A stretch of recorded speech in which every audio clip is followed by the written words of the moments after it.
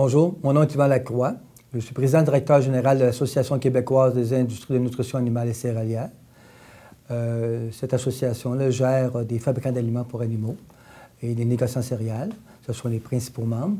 Les fabricants d'aliments pour animaux livrent environ 4 500 000 tonnes de moulées par année au niveau de différentes productions animales, dont le secteur porcin, le secteur avicole et le secteur laitier. C'est pour accompagner les producteurs. Il y a l'emploi des membres de la KINAC, il y a des conseillers agricoles et il y a aussi le service de livraison à la ferme, le service de livraison des moulées. Donc, la propagation des maladies au niveau des fermes, c'est très important comme enjeu. C'est un gros défi à relever. Et nous avons décidé, pour contrer cette situation-là, de mettre en place un protocole de biosécurité au niveau de la meunerie. Ce protocole de biosécurité-là au niveau de la meunerie s'assure que les conseillers agricoles qui s'en vont à la ferme, accompagner le producteur dans leur production, soient respectés. Et c'est la même chose au niveau de la livraison des moulées, qui se promènent d'une ferme à l'autre aussi, ça soit respecté.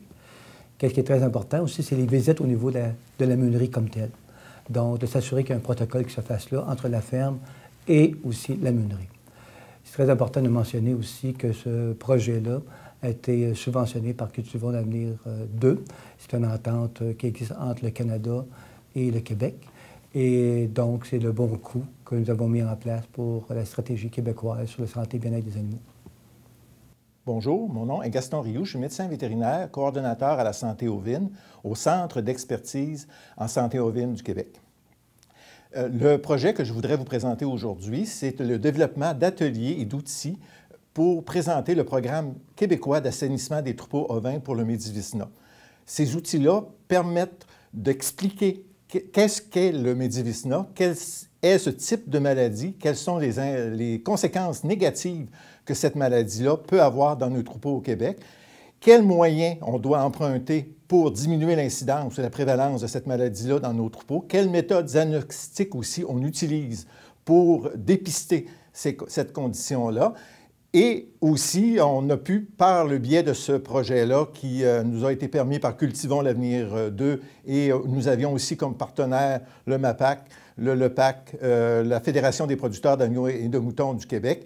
C'était un projet qui nous permet aussi d'avoir été filmé, 2 capsules vidéo sur des producteurs qui ont adhéré au programme dans les dernières années pour montrer l'importance que ça a eu dans leur troupeau pour contrôler cette maladie et l'incidence positive que ça a eu aussi sur la rentabilité de leurs entreprises. Voilà, c'était le bon coup qu'on voulait vous présenter aujourd'hui, qu'on a présenté à la stratégie québécoise santé et bien-être animal du Québec.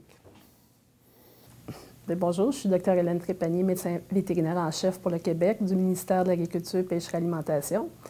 Donc, une des réalisations majeures en 2015 pour la stratégie québécoise de santé et de bien-être des animaux, c'est l'adoption par le gouvernement du Québec d'une loi sur le bien-être et la sécurité de l'animal. Donc, cette nouvelle loi fait en sorte que les animaux sont mieux protégés au Québec et ça permet aux organisations partenaires de la stratégie de pouvoir s'appuyer sur cela pour faire des actions en continu pour améliorer la santé et le bien-être des animaux. Donc, si vous voulez en savoir un peu plus sur la loi, je vous invite à aller voir le site web du ministère où il y a entre autres des capsules d'information. Et je vous rappelle qu'au Québec, c'est tolérance zéro pour ce qui est de maltraiter les animaux. Donc, si vous voyez des situations inacceptables, n'hésitez pas à appeler au 1-844 animaux. Donc, voilà, bonne journée. Bonjour, je suis Julie Ferland, médecin vétérinaire responsable du réseau apicole au MAPAC. Depuis 2016, le MAPAC a rehaussé ses normes d'introduction d'abeilles au Québec afin de limiter les chances d'introduction de maladies et d'insectes ravageurs tels le petit coléoptère de la ruche. Depuis le printemps 2016, 2 protocoles rehaussés sont donc en vigueur pour les apiculteurs désirant entrer des abeilles dans la province à partir d'une autre province. Deuxièmement, de nouvelles exigences ont été mises sur pied par le MAPAC en 2016 concernant le transit des abeilles au Québec. Par exemple, des abeilles qui voyageront de l'Ontario vers les provinces maritimes et qui doivent traverser le Québec pour le faire. Il y a des nouvelles exigences concernant ce transit-là qui a été mise sur pied par le MAPAC. afin de limiter, encore une fois, les risques d'introduction de maladies. Les camions doivent être autorisés à transiter par le Québec avant de le faire et doivent se conformer à certaines normes, comme installer un filet à maille fine pour protéger le chargement ou utiliser carrément un camion fermé réfrigéré. C'est une nouveauté en 2016, ça n'avait jamais été fait là, dans le passé.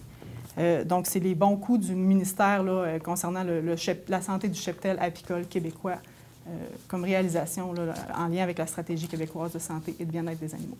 Merci.